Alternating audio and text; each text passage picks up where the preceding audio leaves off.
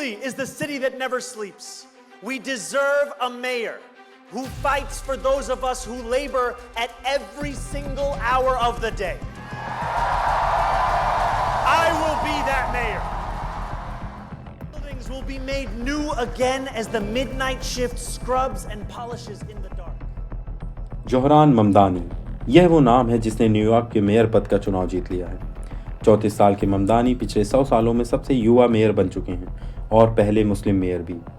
यह अमेरिका की राजनीति में एक बड़े बदलाव की शुरुआत है, क्योंकि बीते दिनों ट्रंप ने कहा था अगर ममदानी चुनाव जीतते हैं तो उनके लिए न्यूयॉर्क को फंड देना मुश्किल होगा, जिसका जवाब देते हुए ममदानी ने कहा था ट्रंप उनके इलेक्शन कैंपेन से घबरा गए हैं। जोहरान ममदानी का जन्म 1991 में युगांडा की राजधानी कंपाला में हुआ था।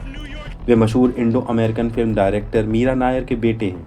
वहीं उनके पिता महमूद ममदानी कोलंबिया यूनिवर्सिटी के जाने माने प्रोफेसर रह चुके हैं, जो कि गुजरात से बिलोंग करते हैं। जोहरान ममदानी ने इजराइल और पीएम नरेंद्र मोदी की धर्म की राजनीति को लेकर खुलकर आलोचना की थी।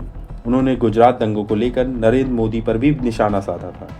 जोहरान ममदानी अपने इंटरव्यू में धर्म की राजनीति का खुलकर विरोध करते हैं। उन्होंने एक इंटरव्यू में कहा था, मैं ऐसे किसी देश का समर्थन नहीं कर सकता जहां नागरिकता धर्म या किसी और आधार पर बांटी जाती है।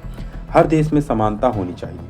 ममदानी ने अपने चुनाव प्रचार में गरीबों के मुद्दों को उठाया, पब्लिक ट्रांसपोर्ट फ्री करने का वादा किया और रोज की परेशानियों को कम करने की बात की, जैसे सस्ती ग्रोसरी, ट्रैफिक और बढ़ते हाउस रेंट को कम करने का वादा किया। शायद यही कारण है ममदानी की जीत का। उन्होंने जनता को प्रायोरिटी दी और कॉर्पोरेट्स की नफरती प्रोपेगेंडा को हराकर न्यूयॉर्क के मेयर बन गए। भारत की राजनीति में क्या ऐसे बदलाव देखने को मिल सकते हैं? क्या हमें भी रोजमर्रा के मुद्दों को वरीयता देनी चाहिए या धर्म की राजनीति करनी चाहिए? आप हमें बताएंगे कमेंट सेक्शन में। धन्यवाद।